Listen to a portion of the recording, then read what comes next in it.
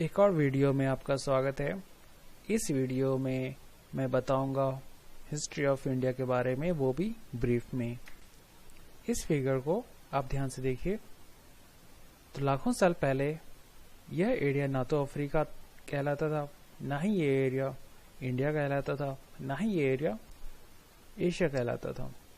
तो फिर क्या था? ये सिर्फ एक जमीन का टुकड़ा था पृथ्वी पर, और लोगों को जहां भी जगह मिल जाता था वहां रहते थे।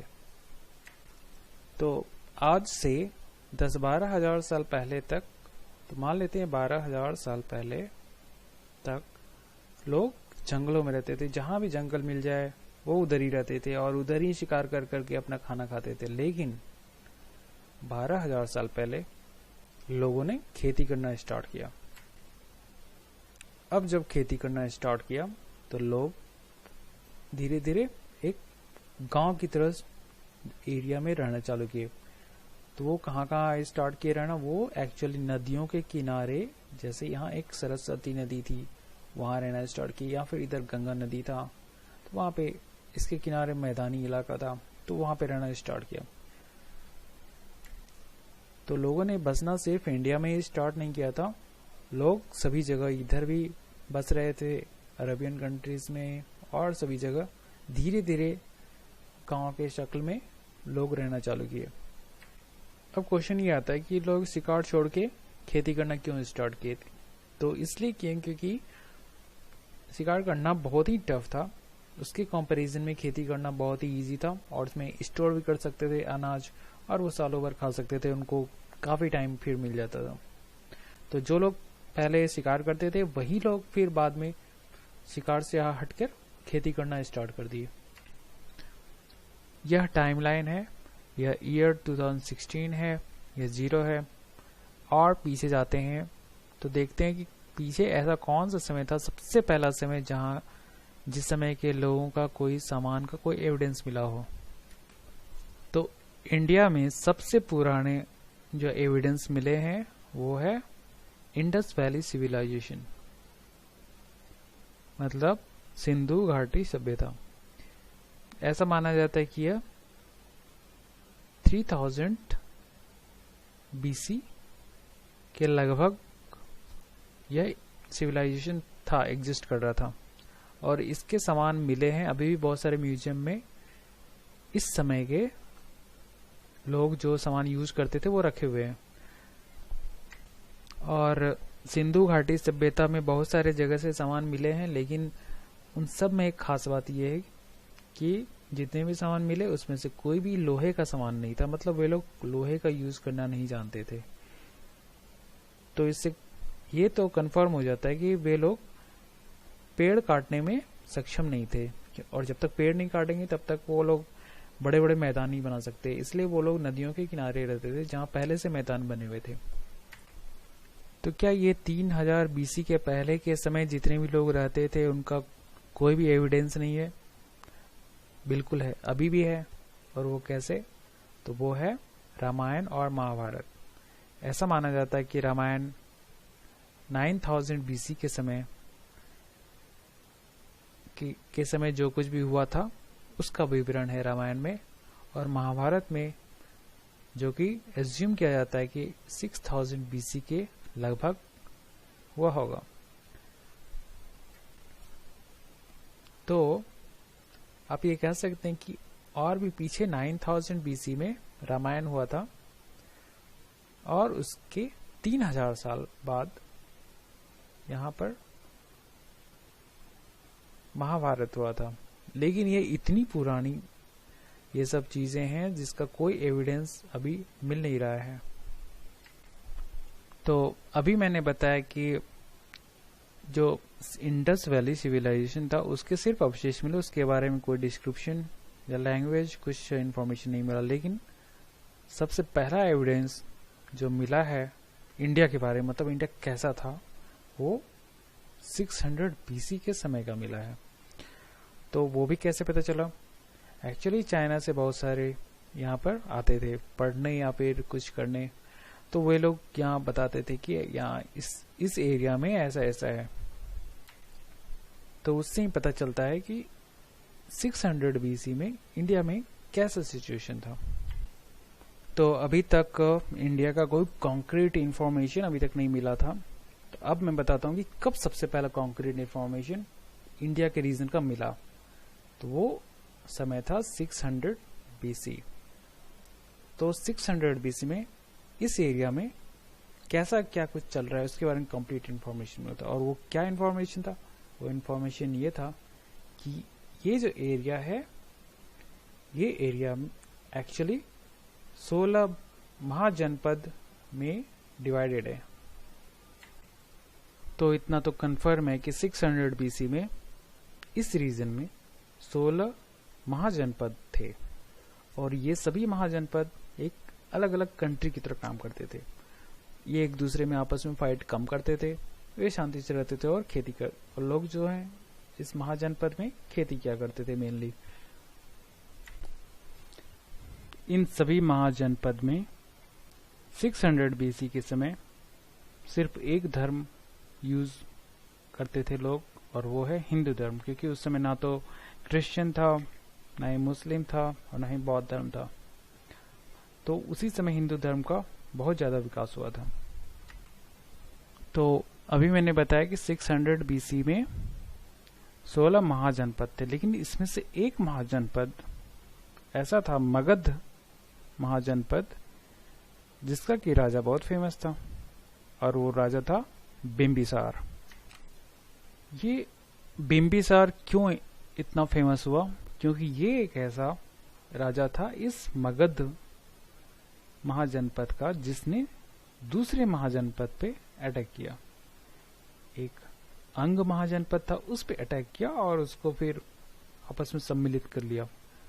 तो ये एक नया ट्रेंड इसने स्टार्ट किया, मतलब एक्सपेंड करने का ट्रेंड इसने बिंबिसार ने स्टार्ट किया।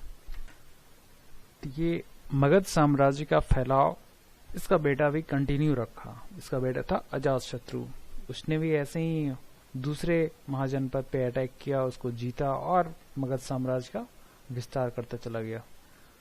तो इसके बाद जितने भी राजा बने मगध के, वो धीरे धीरे अपना विस्तार करने लगा। मगध साम्राज्य के राजा बदलते गए, लेकिन सबका एम एक ही था, और वो ये था कि कैसे इसकी बाउंड्री को बढ़ाया जाए, कैसे और सभी महाजनपद को अपने में शामिल किया जाए और मगध साम्राज्य का विस्तार करें। तो इसमें बिंबिसार एक हरियंका वंशज का था, फिर उसके बाद शिशुनाग आए, फिर नंदा आए, फिर मौर्य आए। तो उन सबका एक काम था साम्राज्य का विस्तार। और मौर्य में सबसे लास्ट राजा था, वो था अशोका। अभी जैसा मैंने बताया था 600 बीसी में 16 महाजनपद थे, लेकिन 268 बीसी से 232 बीसी जब अशोका का राज्य था, उस समय हालात बिल्कुल बदल चुके थे। और वो हालात ये थे कि ये पूरा का पूरा उसने इंडिया को कैप्चर किया था। पूरा ही इंडिया अशोका के अंडर में था, और उसने 36 साल इतने बड़े साम्राज्य पे राज किया। और इतने बड़े साम्राज्य अभी तक इंडिया में नहीं देखा गया था। तो अशोका ही है जिसने इतने बड़े साम्राज्य को मतलब एक किया हुआ था। तो उस समय ही इसे कहा जा सकता है कि एक नेशन के फॉर्म में ये डेवलप हुआ। अब देखते हैं कि अशोका के राज के बाद क्या होता है। 232 बीसी में अशोका का राज का एंड हो गया था। तो उसके बाद उसके वंशज ने चलाया, लेकिन सिर्फ 52 साल के बाद 180 बीसी में जो लास्ट राजा था मौर्य एम्पायर का, बृहद्रथ था, वो मारा गया। और उसको मारने वाला कौन था? वो था पुष्यमित्र। पुष्यमित्र जो कि उसी के सेना में था, उसने ही उसको मारा। और इसने फिर एक नया अपने नाम पे एक साम्राज्य नया निकाला। मतलब एक्चुअली वो मगध साम्राज्य ही था, बट अब इसके नाम पे वो चलेगा, पुष्यमित्र, और वो शुंग साम्राज्य के नाम से कहलाया। तो फिर 180 बीसी के बाद क्या आ गया? शुंग साम्राज्य। अब देखते हैं कि 0 तक आते आते क्या होता है।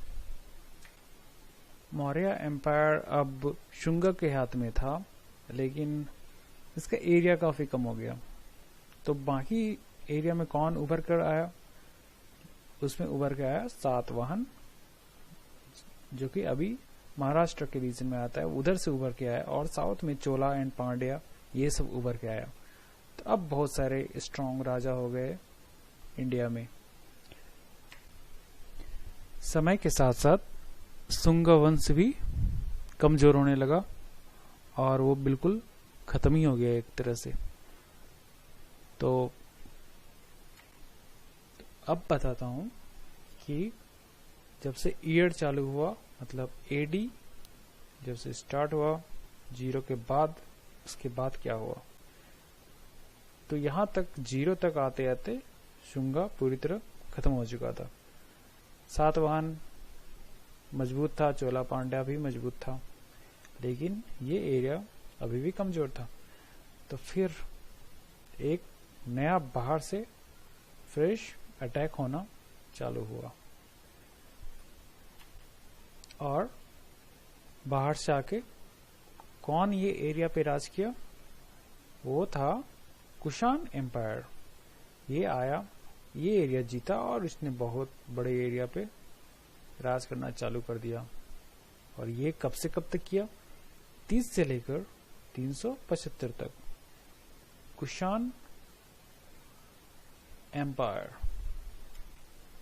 तो ये कुषाण ही था जो बाहरी था और सबसे पहले बाहरी लोगों ने यहाँ राज करना चालू किया, तो वो कुषाण था। और वो 30 से उसका 375 तक चला। इसमें से एक बहुत फेमस राजा था, उसका नाम था कनिष्क। तो मैंने बताया कुषाण भी आया तो था, लेकिन वो भी धीरे धीरे खत्म हो गया। तो उसकी जगह फिर कौन इस एरिया में यहाँ पर राज किया? तो वो था गुप्ता। और इसका पीरियड कब से कब तक था? 240 से 550 ईस्वी तक। याद रखें कि अभी तक मुस्लिम्स का अटैक इधर नहीं हुआ था, क्योंकि उस समय मुस्लिम उतना एक्टिव थे ही नहीं। तो इधर भी पूरा हिंदू, गुप्ता, नीचे भी सातवाहन, चोला पांड्या, पूरा का पूरा हिंदू, यहाँ पर पूरा ही हिंदू था। और इस समय कहीं फाइटिंग ज्यादा था नहीं और डेवलपमेंट बहुत ज्यादा हुआ था उस समय। बहुत सारे विद्वान जो इंडिया में थे, जैसे कालिदास, वारामीर, सब इसी पीरियड में हुए थे। तो ये गुप्ता साम्राज्य की स्थापना कौन किया था? ये चंद्रगुप्ता वन किया था। ये चंद्रगुप्त और पहले वाला चंद्रगुप्त दोनों ही अलग है। एक चंद्रगुप्त मौर्य था, ये चंद्रगुप्ता, ये गुप्ता साम्राज्य वाला है। 800 एडी तक अभी तक मुस्लिम्स इधर अटैक नहीं कर रहे थे, लेकिन उसके बाद फिर अटैक काफी तेज हो गया। और 1000 ईस्वी में एक बहुत बड़े एरिया को महमूद ऑफ गजनी ने जीत लिया, जिससे कि पहले जहां हिंदुओं का राज हुआ करता था, अब वो उसके कंट्रोल से हट गया था। अब वो महमूद ऑफ गजनी के कंट्रोल में आ गया। तो